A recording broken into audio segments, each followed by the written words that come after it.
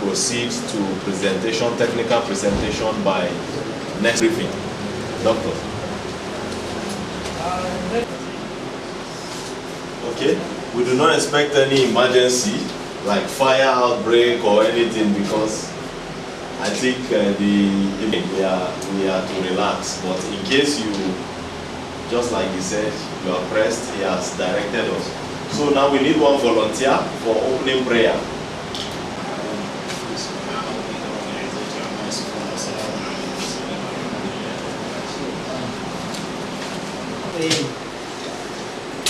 Despite the fact that all of us here have some tight schedule in our offices, it is indeed generous of you to welcome the invitation of Crowder Environmental Ltd to attend this training. The aim of the training, I know, is for us to come together to discuss, rub our minds, and to be trained on the issue of environmental impact assessment, which we know is very, very paramount. It's having a paramount importance if we want to control so many issues related to our environment. Once again, you are welcome, and Masepa still welcome you to Bauchi Environmental Protection Agency and Environmental Impact Assessment Training. Thank you very much.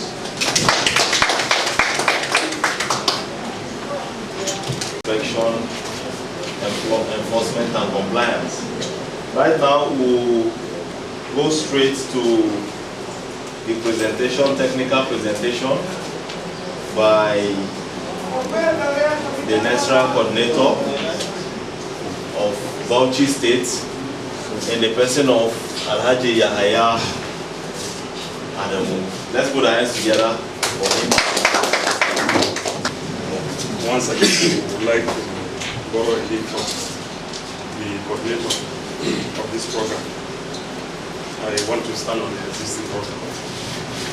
Yeah, first of all, I would like to start by expressing our happiness for the consultants, one of our consultants, for this kind of initiative in organizing a kind of enlightenment program, which will go a long way in also assisting us with the environmental regulators, because these are some of the environmental management tools. We always go to facilities we complain about, maybe telling them on what to do. So organizing this kind of forum and maybe in a place like Pasepa and inviting the various stakeholders to be the audience of this program is a very welcome development. Having said that, I also wanted to commend the Bauchi State Environmental Protection Agency, Pasepa, their partners in progress. In fact, for giving a place like this to organize this kind of things, that just goes a long way to show that they are always in the forefront of environmental management. Thank you very much. Yeah, I want to give a presentation on environmental audit, implementation challenges and lessons from enforcement experiences. The next slide.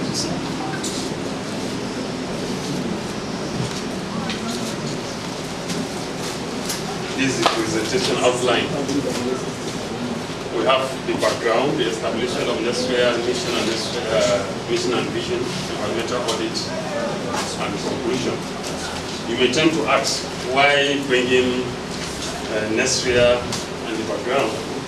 Because whatever I'm going to be saying here is, I'll be biased to NESREA. And this environmental management rule, environmental audit, is part of the mandate of NESREA from the establishment.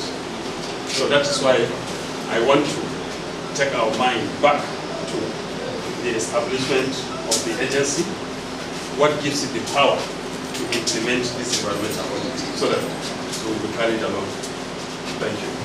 Next slide.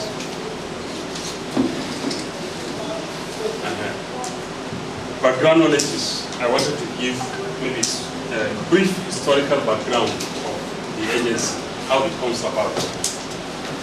In 1988, there was an incident that happened in this country, the dumping of toxic waste in this village, Koko village, now in present Delta State.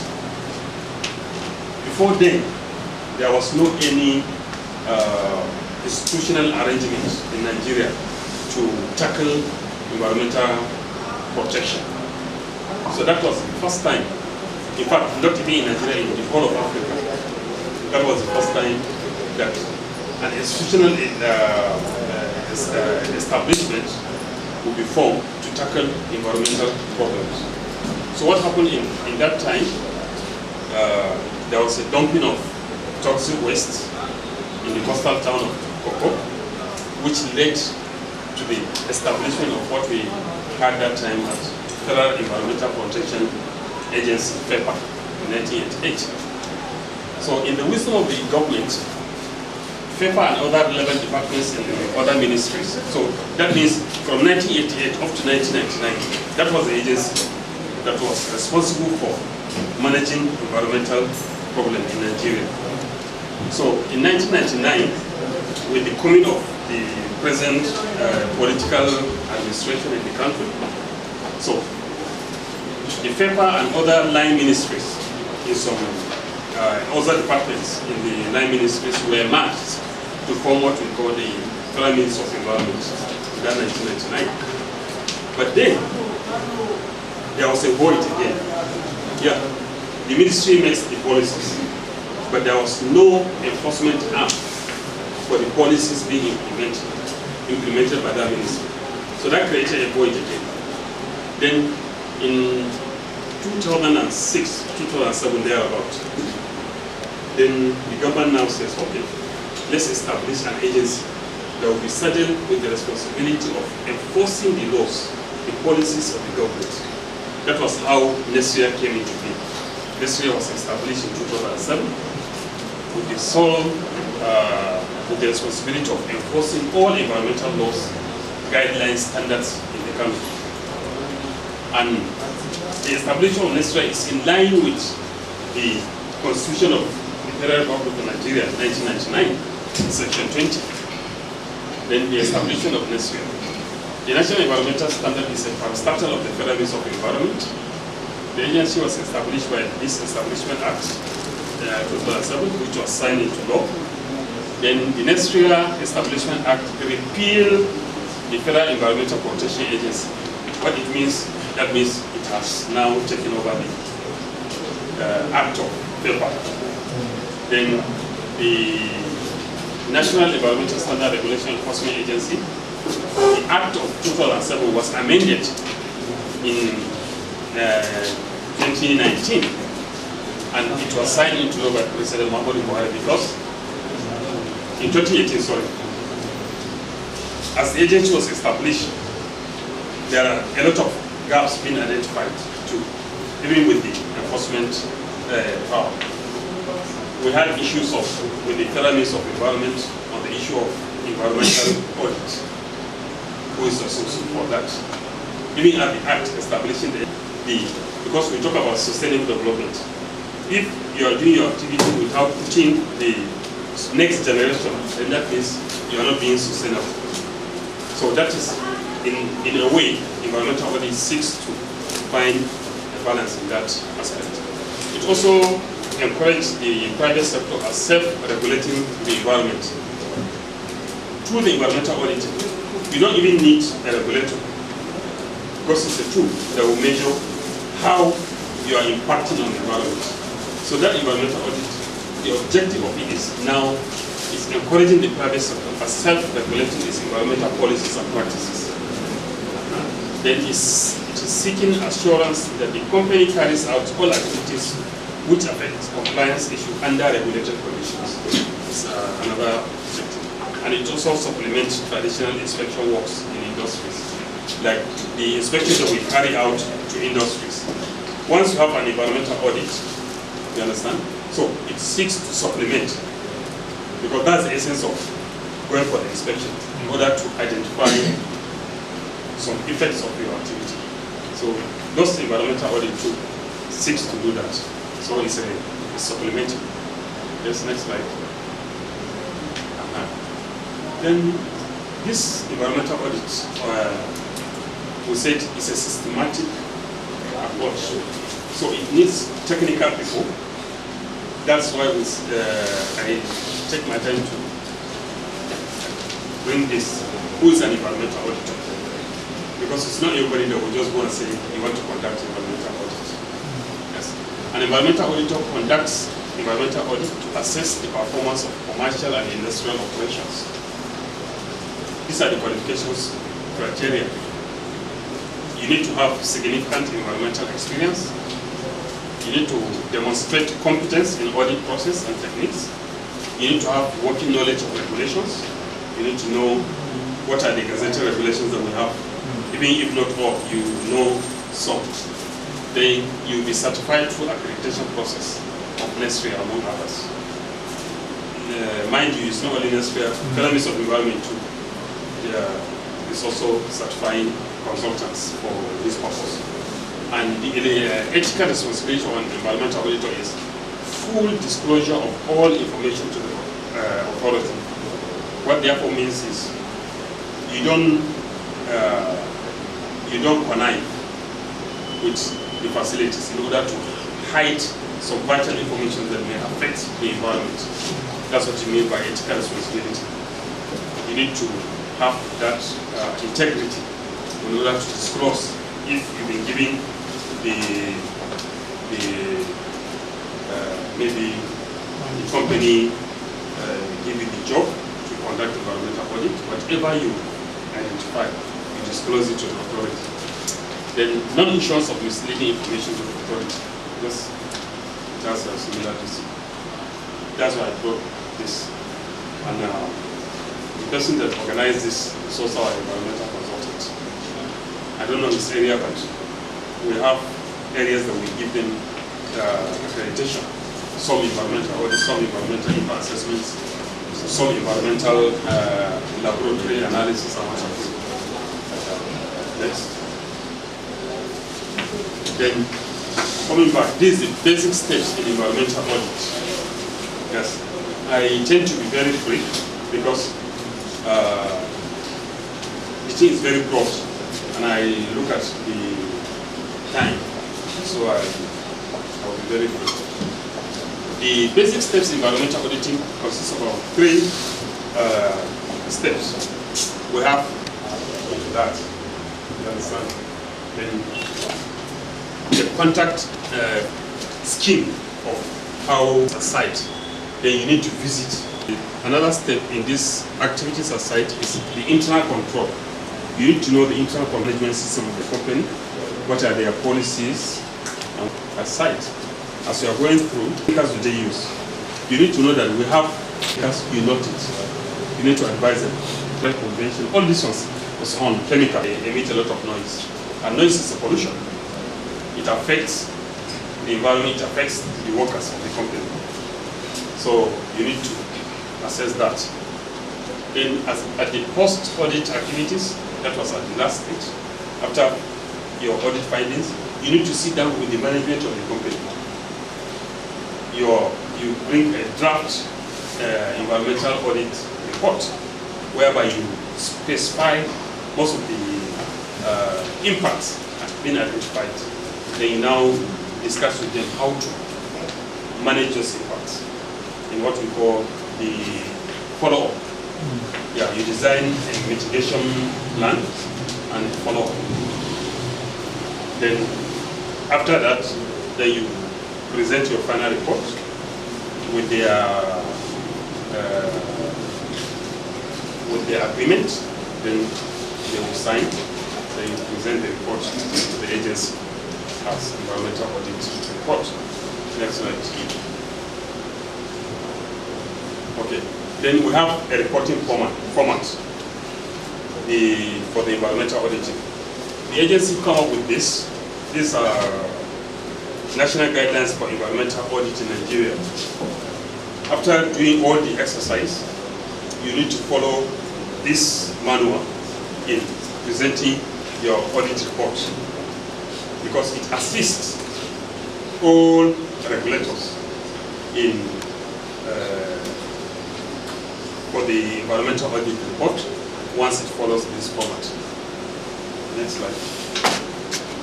This one is talking about the environmental reporting. That's why I came up with this basic guideline. It says everything about this. Next. Next. Go on. Certification.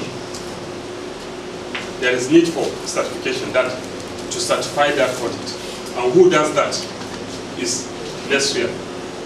They will give you a certificate at the end of the auditing after it satisfies all the necessary things. And how does it go about in getting the certificate? First, the document is reviewed and if found to be consistent with the requirements as given in the new environmental audit guidelines, the relevant environmental regulations for the sector, and having satisfied the permit conditions, it is recommended for certification. Here I want to mention that permits is governed by, and environmental audit is governed by permits. We have environmental permits. We have 5 environmental permits domiciled with the agency. We have the first one is air quality permit in relation to emissions, noise. Then we have waste and toxic substance permits in relation to waste generation and handling, and also use of chemicals. Then we have biodiversity conservation permit. This one is for when you want to utilize a resource from Nigerian environment, maybe for research. It's governed by a permit. You don't just go and take the species out. Maybe you want to take it abroad for research and what have you. It is governed by a permit. And we have use electronics permit when you want to import machines in that category, laptops and what have you. You need to have obtained a permit from the agency. And there is what we call eco guard for like this power generation. You want to, at 150 naira they charge for certification of environmental audit. While NESREA is traced at 250,000.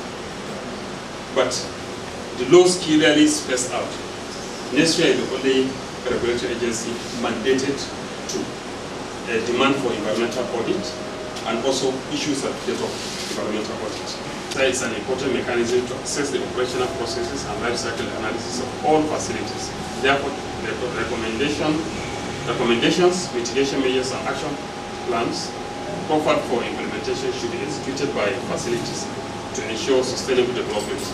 Consultants should assist in ensuring that facility owners live up to their responsibilities by conducting periodic auditing of their facilities. Thank you.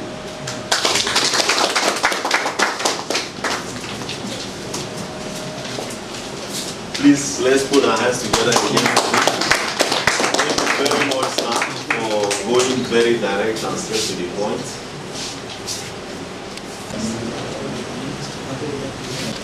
I want to make a few announcements before we go into the technical presentation by Basepa. Okay, some of us registered, I believe all of us registered our name and our email addresses. The purpose is so that we can email these slides. I see some people are trying to snap, and it has been a question in the mind of everybody. They want to get this slide. With permission from the presenters, to issue you the slide in your email. So please, if you didn't write your email clearly, we'll pass another sheet so that you can write it clearly so that we send it. It's not only the slide we are sending in the email. After this course, we are going to issue certificates to everyone that attended. And the certificates are going to be electronic. You know, for every paper, every ream of paper you print, there's an amount of trees that have been cut down. So, in as much as we are preaching about environmental safeguards, sustainability and all of that, we can't continue printing paper every time. I mean, you can see that, maybe looking at the table now, how many papers are there with books and everything. So we sitting down here, it's like, we brought down 10 trees to gather here. So, in a very little way, to still reduce the consumption of these trees, for the sustainability of the environment, we are going to issue these copies electronically to every email sent.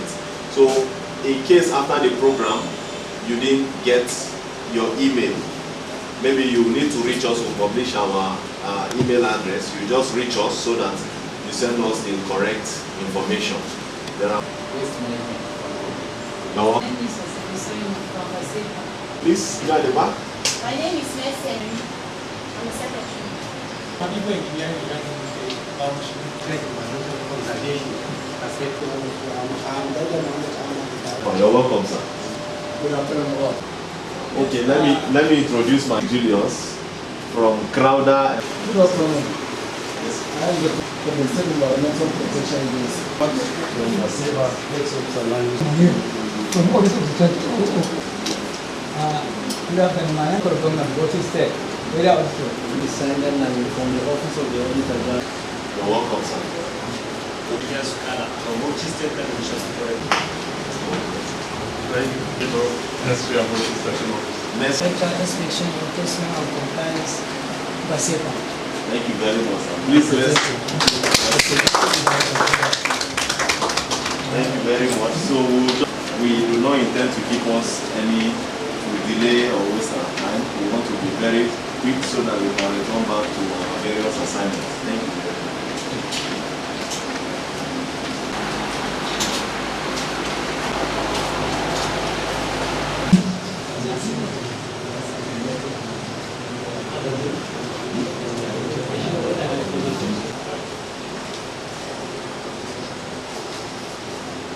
Activities of Bauchi State Environmental Protection Agency. Since we have many audience, some of them are coming from our sister agency, that's the NESREA, Ministry for Rural Development in the state. So we're going to share with you what we are doing here in Bauchi State Environmental Protection Agency. Next slide, please.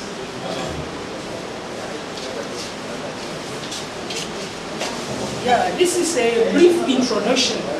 As you can see, the Bauchi State Environmental Protection Agency was established in 1994 and granted the sole responsibility of implementing environmental policies under the revised Bauchi State Environmental Protection Conservation Law of 2017, which empowers the agency with the task of implementing environmental policies towards protecting all the environmental components. That's the air, the water, the land, the biodiversity, and other key sectors of the environment. Next slide, please. This is the vision and mission statement of the agency. The vision statement of the agency is committed to creating an effective environmental planning, design and control through the provision of clean and healthy environment for sustainable development in Bauchi State. And our mission statement is to promote the principle of sound environmental management, initiate appropriate policies and programs for implementation in partnership with relevant stakeholders and development partners in line with best international practices. This is our mission statement. This is the organizational structure of the agency, as you can all see. We have the Office of the Director General, who is absent here, but he is represented by his competent directors there sitting. As you can see, we have Director Environmental Conservation. Under him, we have subunits. We have Director Inspection, Enforcement and Compliance. It's also a directorate of its own.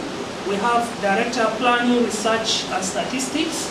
We also have Director Admin and Human Resources, who is the engine room of the agency. Likewise, we have Director Finance and Accounts, and we have area offices. So it may interest you to know that we have about 7 area offices in Bauchi State.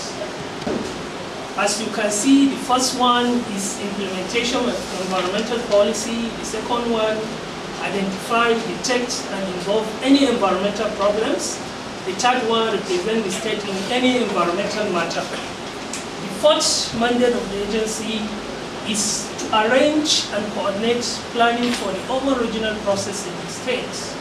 And the last mandate is the agency shall regulate, direct, and control the management of waste in the state. When we say waste, be it solid, liquid, gaseous form, all aspects of waste, the agency is mandated for managing this aspect of waste in the state. Next slide, please. How do we achieve our mandate? So here in BASEPA, we have some implementation strategies. These implementation strategies are through the establishment of desk officers in critical sector of the environment. What are these critical sectors of the environment? As you can see here in the slides, we have about 12 or 13. All these activities that you are seeing here, they are just some of the strategic activities. BASEPA is not limited to only these activities, but these are some of our key priorities. You can see we have the solid waste management. As part of the solid waste management, we have our framework, which we call it Sustainable Municipal Solid Waste Management Framework. I think I need to have a little explanation of this framework. How does it work? Private waste vendors, they can employ many youths, but in all Bauchi town, we try to increase the frequency of the evacuation. So we have reduced the burden on the agency. You cannot have many collection centers in the state. So long as when you have many collection centers, your efficiency will be low. So by having these private waste vendors, they are collecting the waste directly from the households of the subscribers.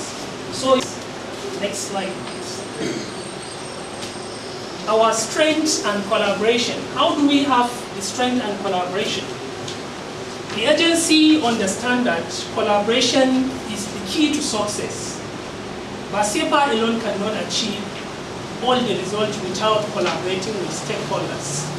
So our strength lies on our collaboration with our strategic partners. Who are these stakeholders? Next slide.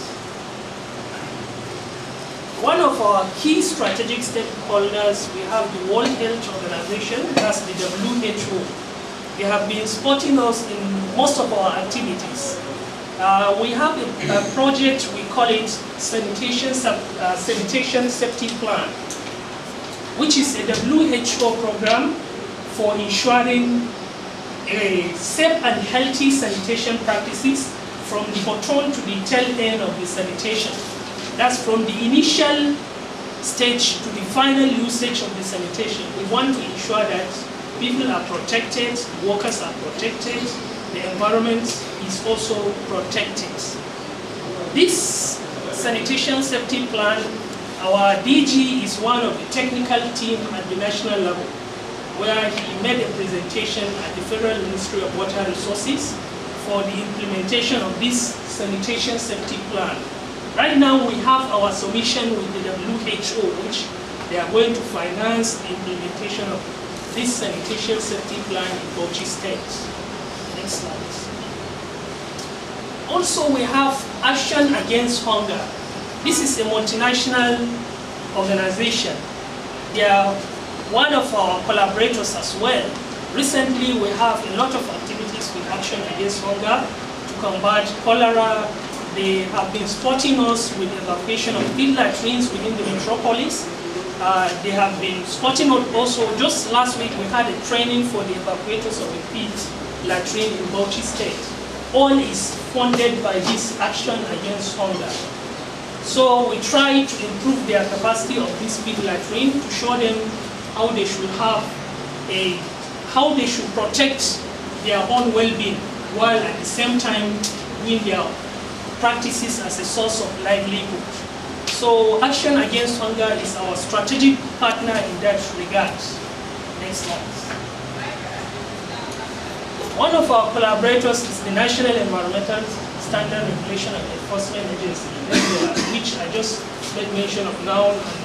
I even acknowledge their efforts. They have been supporting us all this while, even before the establishment of Bauchi office.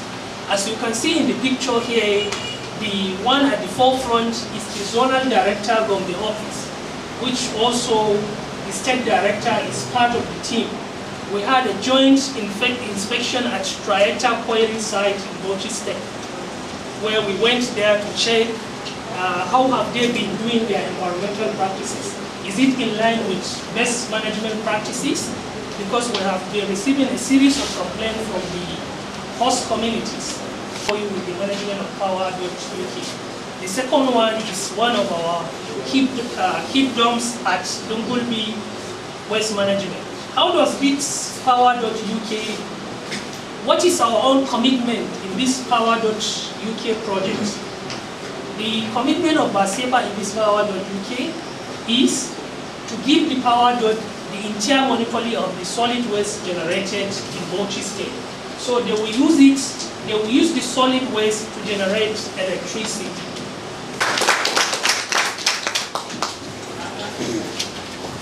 Thank you very much, sir, for this presentation. It's really educating and enlightening. When you were mentioning the list of collaborators, I was waiting to hear. Sorry. Yeah, you are also our collaborator. We just joined. Yeah, sorry. Yes, so I was waiting to hear Crowder Environmental Ltd. They are some of our collaborators. Yes, they have organized 20 trainings in the future. Yeah. So we were taking the technical presentation by Basepa. I concurred with most of the things he was saying, because practically I saw them when I was driving in, when we were coming in from Abuja, and that was on Saturday. I just told my driver, I said, look, it's like every 150 meters you move, you see a waste bin just in the city. If you move 150, you see it painted green, written in the body, Basepa. I said, if you have this, you know, sometimes the irony is this. Sometimes you can say, keep, let me say, keep Abuja clean. You wrote it clearly somewhere, and somebody read it, and he finished taking Coca-Cola, for instance, and he's done with it. It's an empty can he's holding. He can keep holding that empty can, looking for waste bin. You keep holding it until when he gets tired and say, look, this thing is not working, and then he just looks around and throws it away. So if you have waste bin everywhere, even if you didn't see keep Bauchi State clean, if you have seen waste bin, something should tell you that this is not a practice in this state. You know, in developed countries, if you see a bush and you quickly want to ease yourself, you want to urinate, sometimes you will start that urine and finish it in the cell, in police cell, because they will come and pick you immediately and do you a small psychiatric something, and because they feel maybe you're not okay. In Rich Flood is we do environmental services, we do laboratory consultancy services, and then we conduct trainings. These are, let's say, the three basic things we do. You know, the laboratories consultancy services is different from laboratory testing services.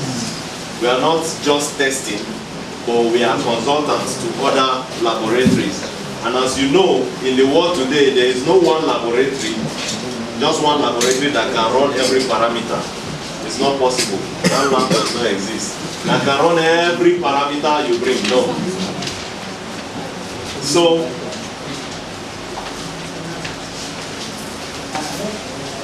our services ranges from environmental impact assessment, environmental and social impact assessment.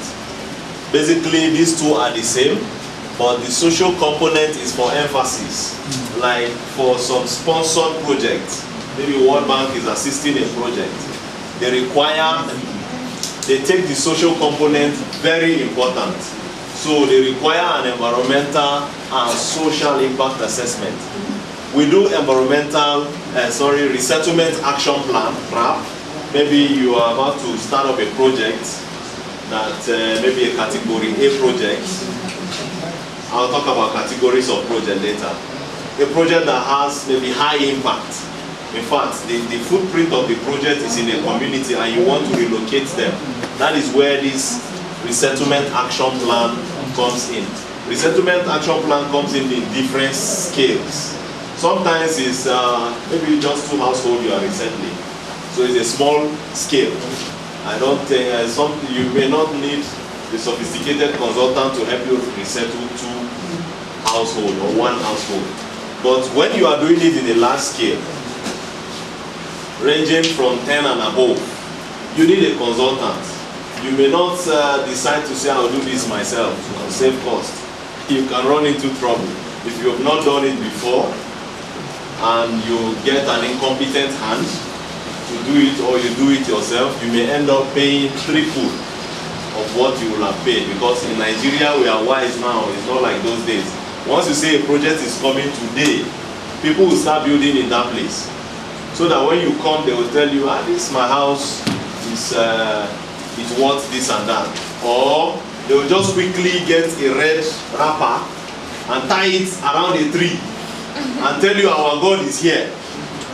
We used to worship a God in this place, so you can't do anything here. You have to give us 5 million naira so that we can resettle the gods to another place.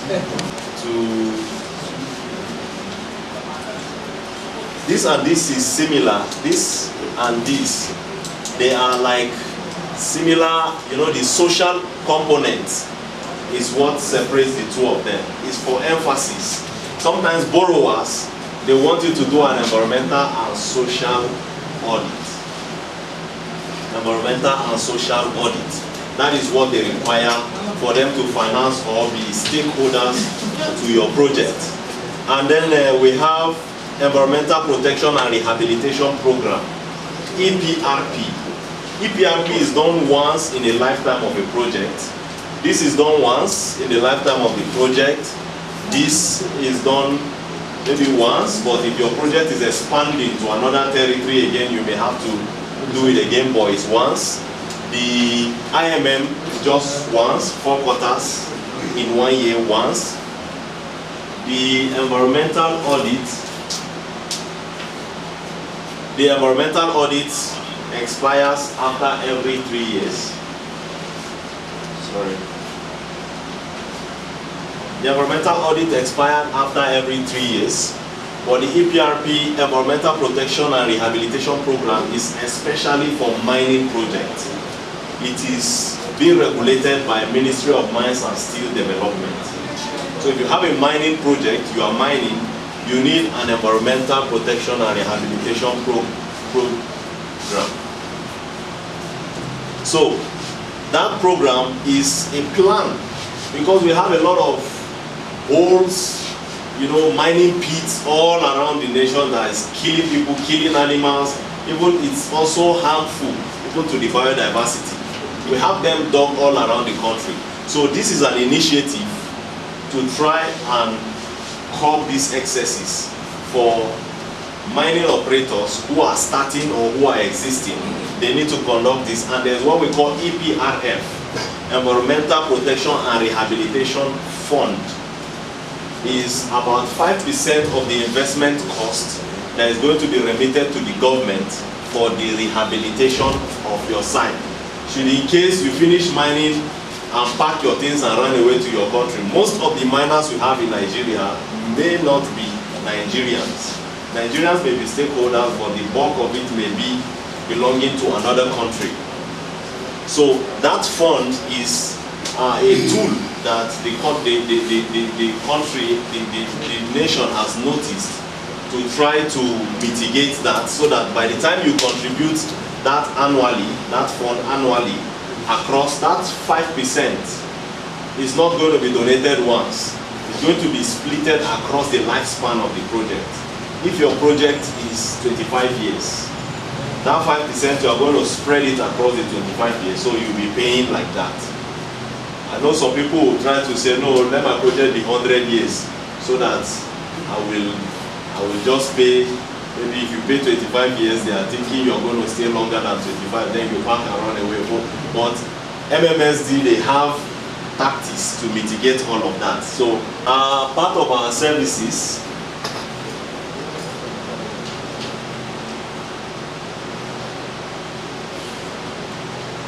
sorry, I want to minimize, customized and open courses. Open courses like this, the type that is generalized for everyone. We conduct that training free, of course, for laboratory, but it doesn't come very often. And then the customized one is maybe you set up a laboratory and you need, you have a new laboratory like this one we have now, a brand new laboratory. You've invested millions into that laboratory. You can't just allow anybody who just woke up one morning and just jump and on this, and you could burn down the whole thing. So you need to get maybe a consultant who is well equipped, who knows what he's doing, to help you carry out this, to help you train your personnel. You will, it's more of a customized, like it says, customized. You want to know what you want. Maybe it's just a microbiology laboratory. So we want to know who is your microbiologist, maybe 2 people minimum, your chemist, your this, your that, and then we attach experts to all of them, and they go on a training. It could be in your location, it could be in Abuja, it could be anywhere. So we have experts that are going to stay with them for weeks, possibly months, just to ensure that they are competent enough to man those equipment. So we also conduct ISO certification, that's for testing and calibration lab, ISO 17025.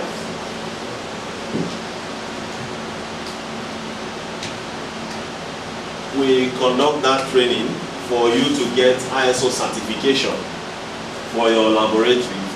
You can see the picture clearly. This is me in that training. It is Rich Flood Laboratory. You can see it printed all over the walls in the place. These are some of our trainees that came for the training that we conducted, free of course, in our lab. So, and permit me to introduce, before we talk about this next slide, Rich Flood have an internship program. Internship program that is free for all who are interested. It is online and also is on-site. Like for instance, now that we are conducting a training in Bauchi, all our interns in Bauchi State will come here to learn more from it. And when we have projects to conduct in Bauchi State or any state in the country, we invite our interns to join us to get the field experience of that. And then we hold a lot of classroom training with them. It's a pro bono, that's free training course for everyone on the internship list. I'm going to pass a form, an attendance sheet, that if you are interested in this internship, you may be working anywhere, just work where you are, you just fill it, and then we take you on the program. Impact assessment, at least you are aware of the components or what it entails. Maybe not into the nitty-gritty, because to learn environmental impact assessment is not something you just take under 1 hour in a classroom and you know everything. No. It takes several months into years of experience. Hands, boots in the ground, boots in the bush experience. You have to have an experience to really know what it entails, both in the proposed and existing facilities. When you get to a virgin land, you see the place is virgin, everywhere is clear. you did your EIA, come back 5 years later, you won't recognize that place again. Check the communities, you see new diseases are introduced. HIV, one of them. You know, you could ask, how does a manufacturing company bring HIV to a place? It's because of, okay, he just said it's social. Influx, movement. When you brought the facility into that community, a lot of people begin to come there to look for jobs. So people from the city, before it's a village, nobody has any disease, but now you are bringing people from outside, and workers, they begin to pair with the females, and then diseases begin to circulate. So environmental impact assessment helps to mitigate such. It's called environmental impact assessment or environmental and social impact assessment. So when you hear EIA or ESIA, no need to panic. The social component is for emphasis. So what is environmental impact assessment? This is not the definition yet, but let's look at it closely. EIA is a legal procedure in which a project developer is required to provide environmental information to a consenting body. These are stakeholders, consenting body. You bring an information to NESREA, to BASEPA, to Federal Ministry of Environment. This is the information on the environment. These are the bodies that consent. To consenting bodies so as to guarantee better information decision making, better informed decision making. So that whenever they are making a decision, when BASEPA is deciding this is what we will do, not to give them misleading information, and they decide based on the information we have given them. So we have EIA, ESIA, ESHIA. Sometimes I've seen a report that they call it ESHIA. It's emphasis on the social and the health. That project was a very sensitive project to the environment. So they decided to put health. Like the NESREA coordinator said something about a tannery. A tannery, if you are going to start up a tannery, I'm sure you require this health. Because I've been to one tannery in Kano one time. 2 kilometers away from the site, you have started inhaling something. Yes. And even with your nose mask, I think probably you need an oxygen mask to not inhale. Because no matter how you package your nose mask, put handkerchief inside and block, you will still inhale it. So it's a very serious project, and this health component is required, cannot be ignored in that kind of project. So you may not read beginning to the end, just read the expert, the area that you specialize in. If I see an EIA report and you want me to read it, I know where I want to read. If it's a power plant EIA, if I go to read the project description, I'm not an engineer, so I may not even get anything to tell you there. Even if you are wrong, I may not spot it. But when I pick a report, I go to my field of discipline, and I will be able to see any line that is crossing that is not correct. So everybody make their inputs, submit to the Federal Ministry of Environment, and then there will be a review by the Federal Ministry of Environment, and such report is going to be improved. Like the technical review of draft report now, technical review. Federal Ministry of Environment will assemble technical experts from the academia, from the field, from different areas. Like for instance, if it is a power plant project, they can go and get a stakeholder, someone who has worked in power plant and knows it very well, and say be part of the panel. How many of us have been in a panel review before? EIA panel review. We will have some very soon in this state. So in the panel review, like we are seated, but it's like a classroom sitting arrangement. The panel members sit here, and then the consultant and the general public sit down like this. So among the panel members, you have the technical expert, you have the socio-economic expert, you have the geology expert if it's a mining project. Depending on the project, they assemble various experts from different fields, be from the universities, and assembled them to sit over that panel. And all of them have received the report before, they've reviewed it. The socio-economic expert have checked the socio-economic aspect of that report and has come up with his comment. And they prepared that comment alongside the comment that has been received from that 21 days publication. And then the Federal Ministry of Environment harmonizes these comments and gives back to the consultant and the proponent to go and work on the project again. For NESREA, when they fail your project, you pay 50,000 for submitting rubbish to their table. You wasted, the person that reviewed your work, you wasted his time. He was reviewing, you copied, paste, without even checking what you are pasting. It's an insult. So, just so that they will have told you to go back and redo it and bring.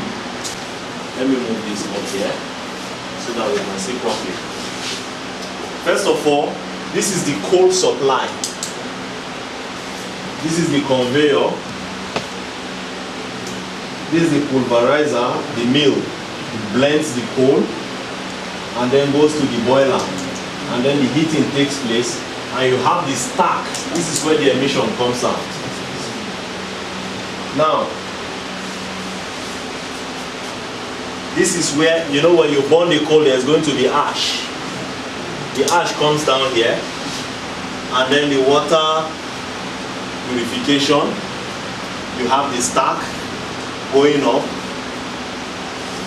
and then the steam turbine, where the power is generated. This is the generator, this is the condenser of the steam, and then it goes to the transmission line, and then to the substation, to the transmission line, or maybe to the transformer. Do we understand? So this is a skeletal structure of a coal-fired power plant. Now you have to look at it. From the supply of coal, there is going to be impact. From this conveyor, there is going to be impact here. From this boiler, there is going to be impact. This is waste, ashes. And from this place, there is going to be another impact. From the stack, that is, I think, that's where the major impact is coming from. This place, for a coal project. And then you look at the generator, there are impacts all across it. So during the EIA, you study each component, analyze the impact, profile a material. Okay, for instance, this is the coal supply. Where is the supply coming from? It's coming from a coal mine site. That means a truck is going to carry coal in the back. Maybe if we check how many coal you are going to consume per day, we now calculate it into the number of trucks that will convey it. We now saw that 30 trucks will be on the road every day for you. That has contributed to the traffic. So there's going to be a traffic management plan. Now, while it is coming, as they are bringing the coal, there is possibility that your truck will break down on the road and block the road. There's possibility of accidents. There's possibility of your coal spilling. Because of Masepa in this place, I don't think you can possibly ask any question that Masepa will not give you an answer. And our able NESREA coordinator is here. Probably if we have done it in the NESREA hall, the NESREA members, plenty of them would have been there. I believe the directors we have here and the NESREA coordinators and our technical, our doctor here, and my little self here, I believe there is no question you may be able to throw here that will exceed. And I know that especially the directors, they are eager for you to ask questions. So question and answer time. Thank you. Let's take your questions. Yes, sir. Good afternoon. Empowers one to be an HSC officer for an organization or wherever he works. The certificate to carry your name that you have been certified to practice as an HSC officer. So, but this one is an awareness program. Just participated to understand like I took time to explain the report structure of EIA, and then doctor here provided us with the functions of MASEPA, their partnerships and what they are doing in the states, the projects. The national days usually they hold, they spells out the conditions. Like I mentioned some, yes, we need to have a knowledge, we need to have a background, the workings of this event. After you apply, there is a form in each of the NESREA offices. We have to find the NESREA coordinator to a very educated presentation. So you see, the problem is we don't write the system. Yes, that's the chapter, but we someone very number of the contact into the collaborative force. But they have wouldn't then the idea of due to this community. And when they reach out with the community were very welcome, they were happy. So the government can provide a solution to stop that. They do all to that environment.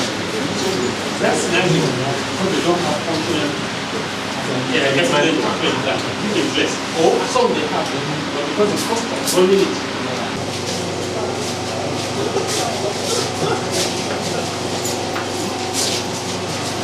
Okay.